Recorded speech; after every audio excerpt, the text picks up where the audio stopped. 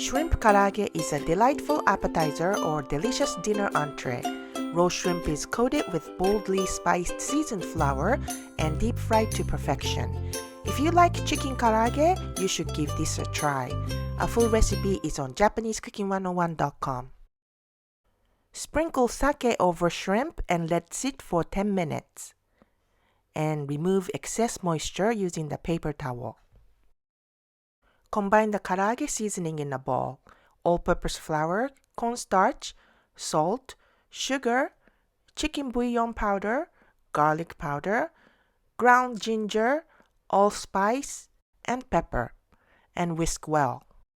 You can adjust the amount or the kind of spices to add depending on your liking.